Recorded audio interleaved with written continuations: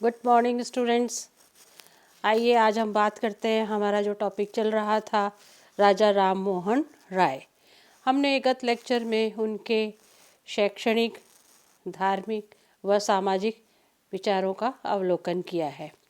आज हम शुरू करते हैं राजा राम मोहन राय के आर्थिक विचारों पर चर्चा करना। राजा राम मोहन राय व्यक्तिगत संपत्ति व पूंजी सभी भारतीयों के लिए स्वीकार करवाने का लगातार अंग्रेजी शासन में प्रयोग करते रहे, क्योंकि वे निजी संपत्ति एवं स्वामित्व का समर्थन करते थे। वो कहा करते थे कि व्यक्तिगत जमीन का अधिकार सभी को होना चाहिए, किंतु निर्धन हल जोतने वालों से सरकार को लगान वसूली नहीं करनी चाहिए। जमींदारी प्रथा को खत्म किया जाना चाहिए।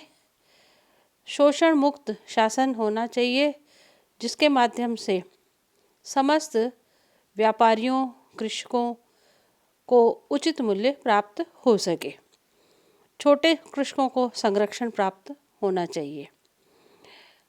भारतीय व अंग्रेजी दोनों ही प्रकार के व्यक्तियों को समान वेतन काम के अनुसार प्राप्त होना चाहिए। भारतीयों को भी उच्च पद और उच्च वेतन वाले पेशे प्राप्त होने चाहिए।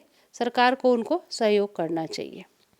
इसी के साथ साथ उन्होंने भारत में अंग्रेजों के माध्यम से औद्योगिकरण को भी बढ़ाने का आह्वान किया और इस औद्योगिकरण के माध्यम से भारतीय समाज को लाभान्वित करना और समाजोत्थान करने की भी कोशिश करनी चाहिए। साथ ही उन्होंने कहा कि देश में आवागमन के संसाधनों का विकास किया जाना चाहिए, लेकिन अंग्रेजी प्रशासन को अपनी विलासिता पर कम खर्च करना चाहिए, सेना पर कम खर्च करना चाहिए और ये जो बचा हुआ पैसा है वह भारतीय समाज के सामाजिक परिरक्षण और अभिवृद्धि में इस्तेमाल करना चाहिए।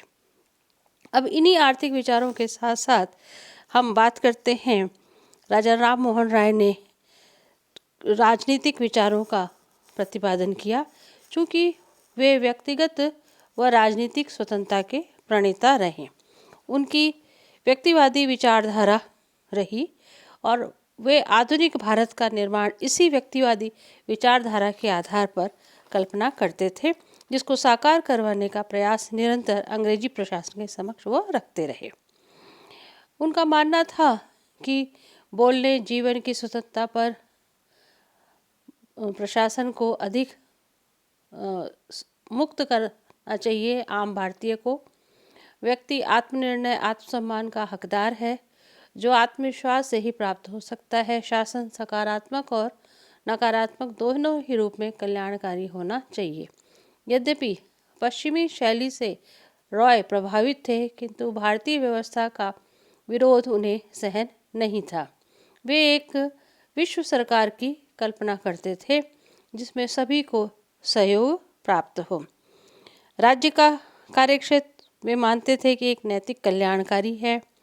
निरंकुश शासन का उन्होंने विरोध किया तथा लोकतांत्रिक व संवैधानिक शासन का समर्थन किया, जिसमें स्वतंत्रता, समानता और न्याय की परिकल्पना उन्होंने की। प्रेस एवं अभिव्यक्ति की स्वतंत्रता पर उन्होंने जोर दिया। उनका मानना था कि इसके माध्यम से जन असंतोष को रोका जा सकता है। प्रशासनिक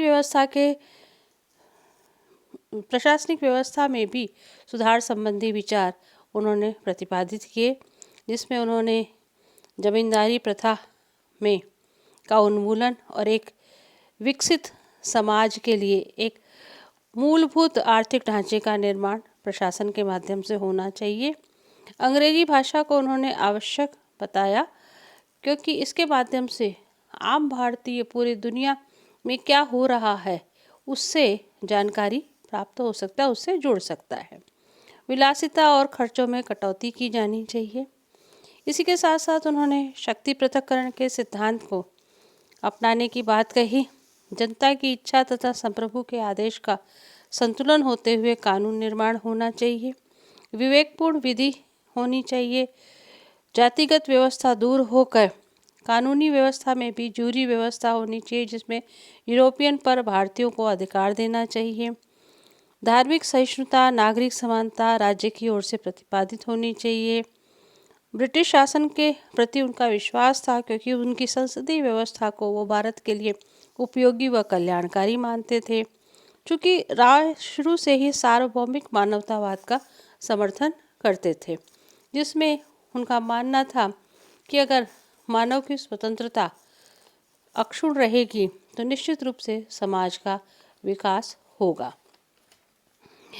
लेकिन इन विचारों को देखते हुए हम ये मान सकते हैं कि आधुनिक भारत के निर्माण की जो उन्होंने कल्पना करी थी, वो मूलभूत रूप से साकार नहीं हो पाई, क्योंकि उसमें कुछ कमियां हमें दिखाई देती हैं। सबसे बड़ी कमी या सबसे बड़ा आरोप राजा राम मोहन राय के ऊपर जो लगाया जाता है कि वे अंग्रेज़ों के साथ मिलकर विकास चाहते थे, जो कि उचित नहीं है। लेकिन इस आलोचना के संदर्भ में हम ये कह सकते हैं कि तत्कालीन परिस्थितियां ऐसी रहीं जिसमें रॉय भारतीयों की सुरक्षा के लिए एक कवच के रूप में ही अंग्रेज़ों को इस्तेमाल करने की कोशिश करते रहे।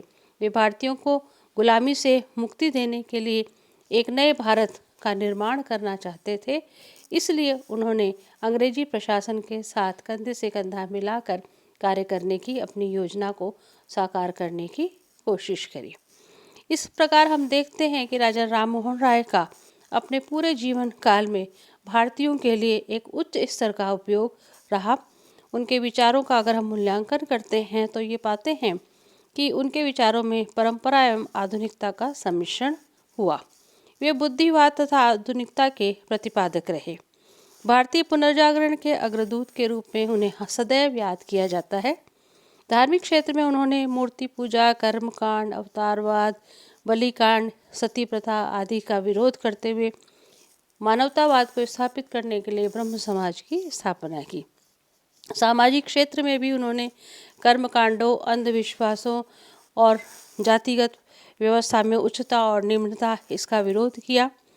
एक महान शिक्षाविद होने के कारण उन्होंने विश्व बंधुत्व में विश्वास किया और वसुधैव कुटुंबकम की जो प्राचीन भारतीय सांस्कृतिक विरासत रही है उसको निरंतर आगे प्रचारित और प्रसारित करने का प्रयास किया।